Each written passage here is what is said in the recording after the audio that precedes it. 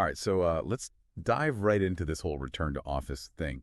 It seems like everybody's talking about it. Remember what was it, 2020? We all thought remote work was like the future.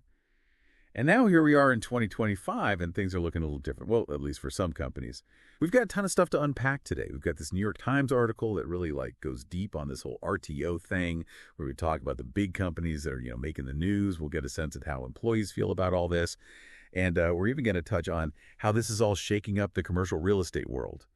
So basically our mission today is to help you understand what's driving this shift back to the office, who's being affected, and what it could mean for the future of work.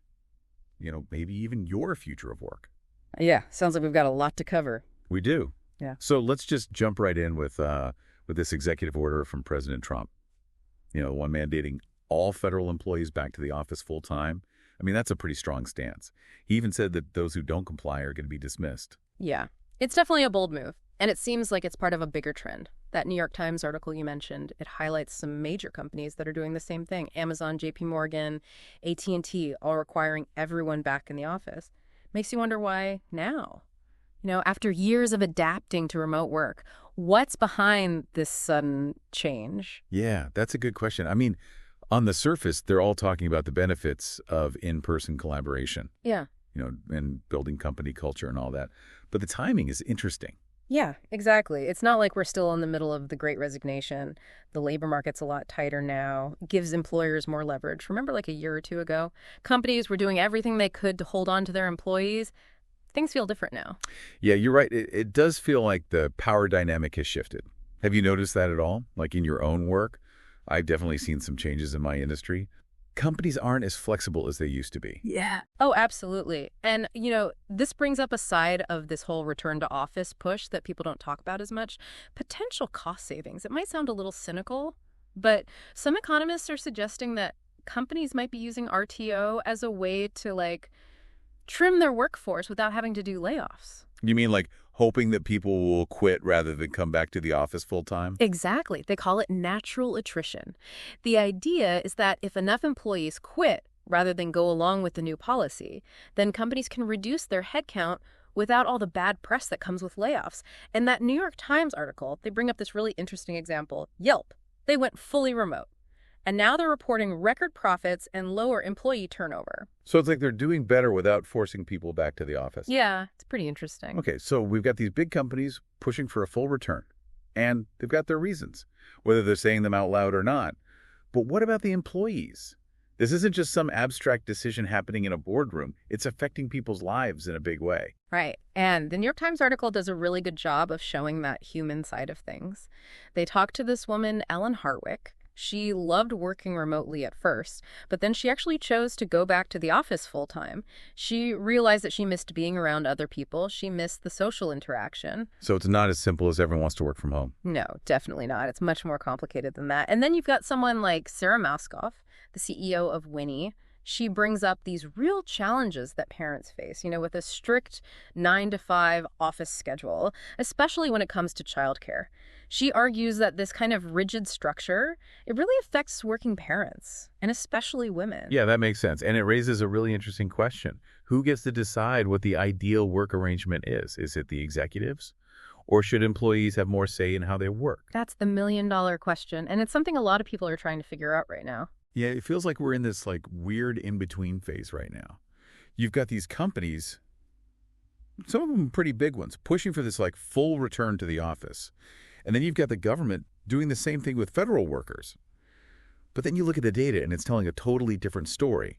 Like that Stanford project, the one that's been tracking work-from-home trends, it's saying that more than 25% of paid workdays are still remote. Yeah, and that's not just some random blip. There was this Pew Research study, and they found that almost 3/4 of Americans who can work remotely are actually doing it, at least some of the time. That's a huge chunk of the workforce.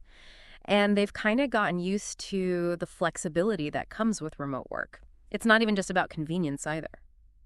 That same Pew survey found that almost half of those workers would think about leaving their jobs if they lost that flexibility. Wow, so it's almost half of remote workers would consider quitting if their company made them go back to the office full time. That's a lot of people. It is, and it creates this tension Between what companies want and what employees want. Exactly like a tug of war. And all of this is happening while the commercial real estate market is still trying to recover from the pandemic. Right. All those empty office buildings. It's a big problem. The New York Times article we've been talking about, they actually interviewed Ruth Kolb-Haber. She's the CEO of Wharton Property Advisors, to get her take on all of this. Oh, interesting. What did she have to say? Well, she was actually pretty optimistic. She knows that office occupancy rates are still way down, like a little over 50% of what they were before the pandemic. But she's starting to see some signs that things are turning around. Really? How so? Well, there's this data from Castle. They're a workplace security company. And it shows that office occupancy rates are going up again. That's good news for the commercial real estate industry. It is. But it's happening pretty slowly. So do you think it'll stick? That's the big question, isn't it? Kolb-Haber thinks that this push for full-time office returns, by all these big companies, she thinks that's actually what's driving the increase in office occupancy rates. Well, she's saying that if these big companies are making their employees go back to the office, then other companies are going to start doing the same thing. Oh, I see, like a domino effect. Exactly. And that'll lead to more demand for office space, which will eventually push up occupancy rates. That makes sense. But what about those companies that are doing really well with a fully remote model, like Yelp? That's a good point. They're kind of like the exception to the rule, aren't they? Their CEO, Jeremy Stoppelman, he's been really vocal about the benefits of remote work. He says it leads to more productivity and happier employees. And they have the results to back it up. Their profits are up and employee turnover is down. Exactly. So maybe there's a one right answer here. Yeah, I think you're right. It depends on the company and the industry. And probably a bunch of other factors. But it seems like the big takeaway is that companies need to be smarter about how they approach work arrangements. It's not just about telling people where to work. It's about creating an environment that actually supports productivity and engagement and well-being. Yeah, I think that's a really important point. So if we're thinking about the future of work, what are some of the possibilities? Is this push for full-time office returns just a temporary thing? Or are we seeing a more permanent shift? Yeah, it really does feel like we're at a crossroads, doesn't it? You've got some companies like really digging in their heels about this whole back to the office thing, and then others are totally embracing remote work. And then there's everything in between.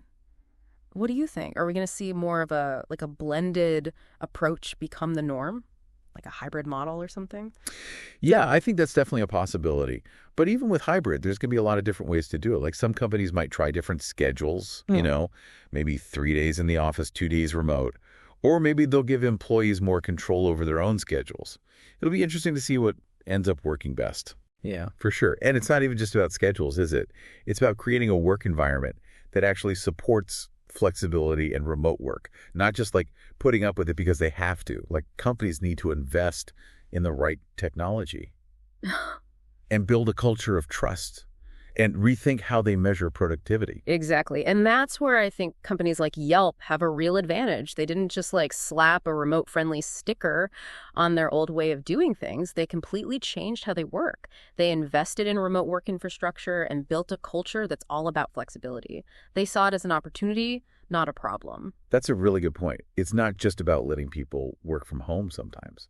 It's about like a fundamental shift in how we think about work, where it happens, how it gets done. Right. And we can't forget about technology. It's going to keep changing how we work. We've already seen so much progress with virtual collaboration tools, and that's only going to keep going. Oh, yeah, for sure. Think about virtual reality and augmented reality. Like those technologies could create these immersive, collaborative experiences that are just as good as being there in person. Totally.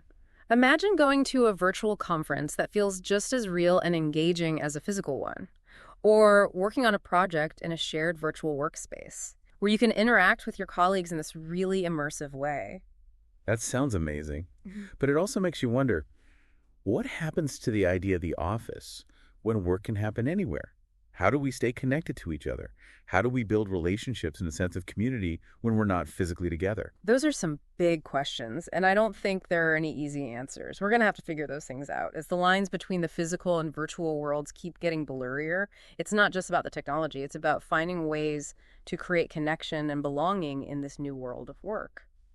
So it sounds like this return to office thing, it's really just part of a much bigger story. It's about how technology and culture and our own expectations are changing what it means to work. I totally agree. And for you listening, that means you need to be proactive. You need to stay informed about what's happening. And you need to keep thinking about what you want and what's important to you. Like, what kind of work environment helps you do your best work? What are your non-negotiables when it comes to flexibility and work-life balance? Right. Don't be afraid to speak up for yourself. Try different things and challenge the way things are done. The future of work is being created right now, and you have a say in it. And remember, there's no one right way to do things. What works for one person might not work for another. The most important thing is to find what works best for you and be ready to adapt as things change. I love that. Well, we've covered a lot of ground today. We've talked about the big companies that are making headlines and the people who are trying to figure out what all this means for them. And it's clear that this return to office trend is just one piece of a much bigger puzzle. Thanks for joining us on this deep dive. And as always, we encourage you to keep exploring and questioning and shaping the future of work on your own terms.